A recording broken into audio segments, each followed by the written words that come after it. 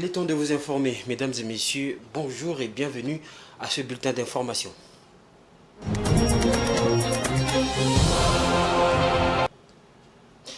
Ouvrons ce bulletin d'information sur Géopolis Télévision avec cette information. Le Premier ministre Sama Lukonde a présidé ce lundi la cérémonie de présentation officielle de l'outil numérique de suivi de l'effectivité de la paye des enseignants sur le terrain.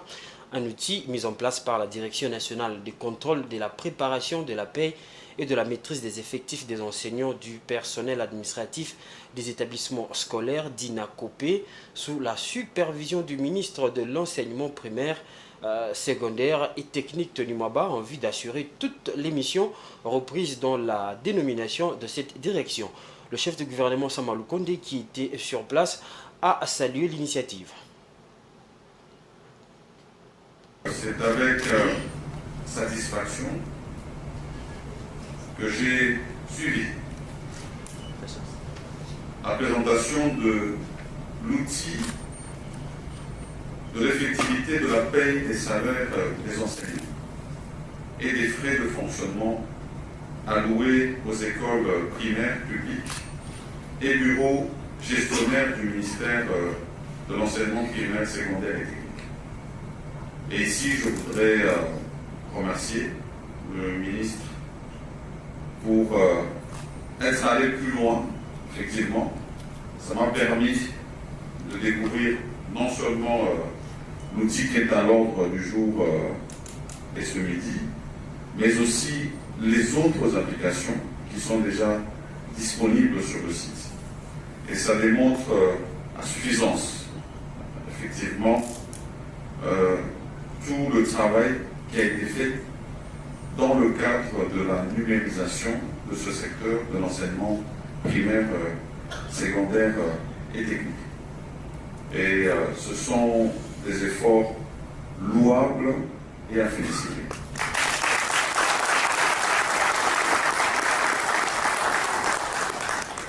Et comme vous le savez,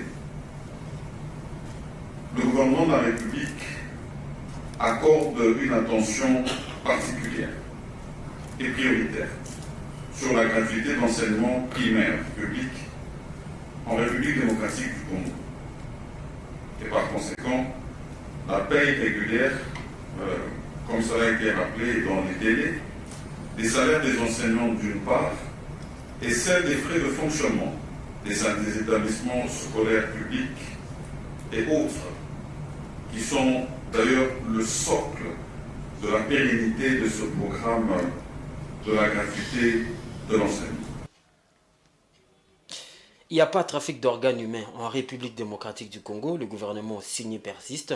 Selon le vice-ministre à la Santé, Serge Olen, qui était devant la presse ce lundi, la RDC n'a pas d'infrastructure appropriée, mais aussi le personnel suffisamment outillé pour réaliser des transplantations d'organes humains. Suivez-le, il était devant la presse hier. Bon, là encore, je voudrais rassurer la population. Peut-être que les gens parlent de choses qu'ils ne comprennent pas. Une transplantation d'organes ou un trafic d'organes demande une infrastructure. Non seulement qu'il faut avoir l'infrastructure, il faut avoir des gens expérimentés. Des gens expérimentés pour prélever les organes, mais aussi des conditions de conservation et de transport. Et ensuite, il faut savoir que ces organes qui sont prélevés ont une demi-vie qui est très limitée. Par exemple, quand on retire un cœur, il ne peut survivre que 3 à 4 heures. Quand on retire un foie, il ne peut survivre en dehors du corps que 6 heures. Quand on retire un poumon, c'est 6 à 8 heures. Le rein, 1 jour à 2 jours. Mais ça ne suffit pas. Pour retirer un organe, ce sont des chirurgiens et des équipes entraînées. Et ça ne prend pas moins de 12 heures. C'est pour ça que je dis que quand les gens parlent des choses dans les réseaux sociaux, ils ne savent pas de quoi ils parlent. Et au moment où on retire l'organe, on doit le transplanter directement. Sinon, ça ne sert à rien, ça ne va pas survivre. Et quand on regarde dans toutes ces conditions, monsieur le ministre, on pense que c'est assez irréaliste. Au niveau du ministère de la Santé, il n'y a aucune notification au niveau de nos zones de santé. Et non seulement ça, j'ai oublié de dire qu'il faut des laboratoires poussés. Parce que ce n'est pas n'importe quel organe qu'on va prendre, même si on a pris chez son frère, qui va marcher chez vous. Il y a ce qu'on appelle, comme des qu'on appelle la compatibilité HLA, en anglais, Human Leukocyte Antigen. Donc c'est une protéine qui est au niveau des globules blancs. Mais pour faire ce test-là, on ne peut pas faire ça à Kinshasa. Donc on ne peut pas se permettre de prendre un organe comme on va acheter du pain ou je ne sais pas quoi, et ensuite le mettre sur quelqu'un de manière désinvolte. Je voudrais ici rassurer les gens, c'est une technologie très poussée pour arriver à faire la transplantation d'organes. Parce que même chez nous ici, on peut avoir des reins, mais nous n'avons pas les reins de la même façon. Il y a ce qu'on dit des anomalies qui sont viables. Quelqu'un peut avoir un seul rein, mais il vit. Vous le cherchez là-bas dans le dos alors qu'il n'est même pas dans le dos. Donc, avant même d'arriver à faire un prélèvement d'organes, il y a une série d'examens à faire. Parce que même cet organe-là, le rein, chez d'autres personnes, ils l'ont au niveau pelvien. D'autres personnes n'ont qu'un seul rein. Donc vous allez faire une opération, vous ne savez même pas. Vous n'avez pas fait d'échographie, vous n'avez pas fait de scanner. C'est très complexe. Et ici à Kinshasa, comme je dis, les laboratoires pour le faire, la conservation, c'est très très difficile. Non seulement ça, le cadre légal. C'est vrai que dans notre pays, ce n'est pas autorisé. Autre chose dans ce bulletin d'information, le vice-premier ministre en charge de la Défense nationale et ancien combattant Jean-Pierre Bemba Gombo a reçu ce lundi l'ambassadeur de la République française Bruno Aubert. Au menu des échanges, plusieurs questions concernant la coopération bilatérale, mais aussi il y a le fait que Paris a dit soutenir le processus de Luanda et de Nairobi pour la pacification de la partie orientale de la République démocratique du Congo. Suivez Bruno Aubert. Vous savez, le dialogue avec le vice-premier ministre, avec M. Jean-Pierre Bemba, est toujours abouti à des ouvertures très positives. Évidemment, nous avons parlé de nos coopérations militaires de défense, puisque la France est aux côtés de la RDC pour tout ce qui concerne l'exercice de sa souveraineté et lui donner toujours plus les capacités d'exercer sa souveraineté. Donc nous avons évoqué ces sujets comme nous le faisons régulièrement. Nous avons une coopération militaire de défense qui est importante et qui va certainement se développer dans de nouveaux domaines. Et puis également, nous avons évoqué l'ensemble de la situation, notamment à l'Est, bien évidemment. Et donc, nous avons procédé à des échanges de vues qui sont toujours tout à fait utiles et constructifs. Notre lecture est qu'il y a une priorité absolue à la mise en œuvre de ce qui a été décidé à Luanda et à Nairobi. C'est la feuille de route de Luanda qui est le fil directeur de toute action. C'est ce qui se passe en ce moment. Nous sommes contents de voir qu'il y a un travail de mobilisation diplomatique qui est important. Il y aura une réunion demain à Goma, d'ailleurs, où le vice-premier ministre se rendra, et qui vise en quelque sorte à rendre plus effectif et visible et immédiat le processus de pré-cantonnement, puis de cantonnement. Et c'est à ça que tous doivent travailler.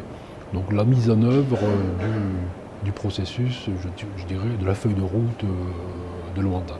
Et nous constatons qu'il y a eu au cours des dernières semaines beaucoup de mobilisation diplomatique au niveau régional, et ça nous le soutenons, nous l'encourageons fortement. Nous serons présents, nous serons comme observateurs, nous avons été sollicités pour y être, et nous suivons cela attentivement, bien évidemment. On va parler à présent politique avec le refus de la Commission électorale nationale indépendante de faire auditer à nouveau le fichier électoral. L'opposant congolais Martin Fayulu promet de se prononcer ce mercredi 12 juillet. Pour Martin Fayulu, le président de la CENI ainsi que son assemblée plénière pense que les Congolais sont des moutons d'épanurge, qui vont les aider à matérialiser une nouvelle fraude électorale en RDC. Pour rappel, Martin Fayulu a été reçu récemment par le président de la CENI, Didi Kadima, pour des questions liées au processus électoral. Il était accompagné des autres 3 leaders de l'opposition qui se sont réunis à Lubumbashi. Et puis au-delà de nos frontières, sachez que le comité exécutif du programme des ponts commerciaux arabo-africains, programme interrégional multi-donateur, a annoncé dans un communiqué publié jeudi 6 juillet qu'il allait mobiliser 1,5 milliard de dollars américains pour lutter contre l'insécurité alimentaire en Afrique et dans le monde arabe. Edouard Funda.